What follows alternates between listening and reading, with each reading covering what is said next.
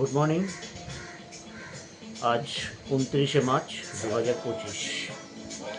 অবশেষে আমাদের সবারই প্রতীক্ষার অবসান হতে চলেছে। শনি তার নিজ গৃহে ছেড়ে গুরুগৃহে আজকে স্থান পরিবর্তন করছে। যাই হোক, এই কদিনে অনেক কিছু রিলস আমি দেখেছি সোশ্যাল মিডিয়া, তো সেই সম্বন্ধে কোনো হয়তো আলোচনায় আসতে চাইছি না। ঘটনাটা হচ্ছে যে সেই শনি মহারাজ যাদের ক্ষেত্রে ঢাইয়া শুরু হচ্ছে বা ঢাইয়া নিয়ে অনেক কিছু অনেকে ভয়ে আছে, তো তাদের ক্ষেত্রে একটা জিনিস বলে রাখি, নিজের জন্মছকটা ভালো করে দেখুন।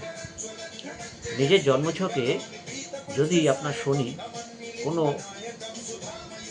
আপনার নবতারা চক্রে বিপদ নক্ষত্র, প্রত্যরী নক্ষত্র যদি অবস্থান করে, এবং যদি এখন বর্তমানে শনি যেখানে আছে সেই শনি যদি সেই বিপদ এবং প্রত্যরী নক্ষত্রের ওপর দিয়ে পাস করে, তাহলে বুঝে যাবেন যে শনির ঢাইয়াতে এক্স্যাক্ট রেজাল্টটা আপনারা ঠিক সেই সময় কী হতে চলেছে সেটা বুঝবেন, এবং সেটা কিন্তু পজিটিভ কখনই হবে না, সেটা নেগেটিভ রেজাল্টই হবে।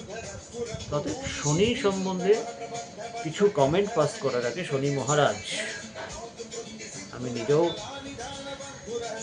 যথেষ্ট সতর্কতা অবলম্বন করি এই গ্রহরাজ শনি সম্বন্ধে, অনেক কিছু মন্তব্য করি। তো ঘটনাচক্র হচ্ছে যে নিজের জন্মছকটা অবশ্যই বিচার করে রাখা প্রয়োজন, যে আমার কোন কোন ব্যাড বা ম্যালেফিক প্ল্যানেটগুলো কোন নক্ষত্রের ওপর দিয়ে পাস করছে, রাইট? তো সেই নক্ষত্রটা যদি বিপদ নক্ষত্র বা প্রত্যরী নক্ষত্র হয়ে যায়, তাহলে কিন্তু মানে সমূহ বিপদ। তো সেক্ষেত্রে তার রেমেডিয়াল পার্ট তো অবশ্যই আলাদা থাকবে। আর তারপরের কথা হচ্ছে বলবো যে আজকে তো শনিশ্চরা অমাবস্যা, দ্বিতীয় হচ্ছে সূর্যগ্রহণ, ঠিক দুপুর 2:14 থেকে লাগতে শুরু করেছে। এই সূর্যগ্রহণের পেক টাইম হচ্ছে 4:17, এবং এই গ্রহণ শেষ হবে হচ্ছে 6:14। তো আমি যে কথাটা মূলত বলবো, পার্টিকুলার সেই সময়টা কোনো কিছু খাবার না খাওয়াটাই ভালো, বা গ্রহণের আগেও যদি রান্না করে থাকেন, আমি একটা ছোট্ট রেমেডি দিচ্ছি। কারোর ঘরে যদি তুলসী গাছ থাকে, বা তুলসী পাতা তো বাজারে অবশ্যই অ্যাভেলেবেল, একটা করে তুলসী পাতা সেই খাবারে দিয়ে রাখবেন, এবং সম্ভব হলে 2:20 আগে খাওয়াটা শেষ করবেন। এবং অবশ্যই আজ কিন্তু নিরামিষ আহার। আর সূর্যাস্তের ঠিক পরে অশ্বত্থ গাছের নিচে চলে যাবেন, 5টা কালো তিল দিয়ে সর্ষের তেলের প্রদীপ জ্বালিয়ে দেবেন, এবং সম্ভব হলে সেই গাছের সামনে যদি পারেন, সেই গাছটা যদি আপনার বাড়িতে কোনোভাবে থাকে, তো সেই গাছের নিচে দাঁড়িয়ে হনুমান চালিসাটা পাঠ করুন। এবং সন্ধ্যের পরে যত সম্ভব অনাথ বা অসহায় বা অন্ধ লোক বা পঙ্গু লোক, তাদের কাউকে একটু ভালো করে খাবার দান করুন। ব্যাস, আজকে এটুকুই থাকলো।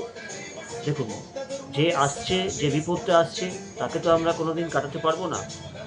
অতএব তার যে ইন্টেন্সিটিটা, সেই ইন্টেন্সিটিটাকে আমরা অন্তত আমি যেটা করে থাকি, আমি কিন্তু অনেকটা সেই ইন্টেন্সিটিটাকে রিডিউস করে দেওয়ার চেষ্টা করি। তো আজ সকালবেলায় একজন আমার ক্লায়েন্ট ফোন করেছিল আলিপুরদুয়ার থেকে, তার 15 এপ্রিল বিয়ে, এবং বিয়ের ডেটটাও আমি ঠিক করেছিলাম। সে আমাকে হঠাৎ করে বললো যে দাদা, শুক্রের রেমেডি যেন কি বলেছিলেন। I am not now.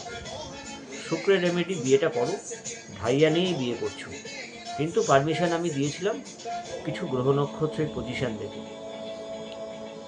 বিয়েটা করে নাও, ঠিক আছে? তারপরে 3 মাস ওয়েট করো, কেননা এর পরবর্তীকালে রাহু আর বৃহস্পতি কিন্তু নিজের ঘর পরিবর্তন করতে চলেছে। তো সেখানে কিন্তু একটা বড়সড় রেজাল্ট বা প্রত্যেকের জন্য কিন্তু অপেক্ষা করে আছে।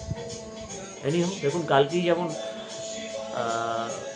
আমার একটা প্রেডিকশান ছিল 2025-এর শুরুতেই বেশ কিছু ন্যাচারাল ডিজাস্টার, প্রাণহানি,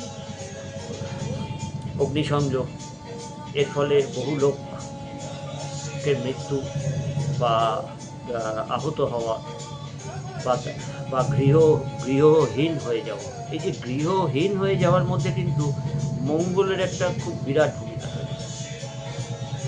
তো যাই হোক, এটা আমি এর পরের প্রোগ্রামে আলোচনা করছি।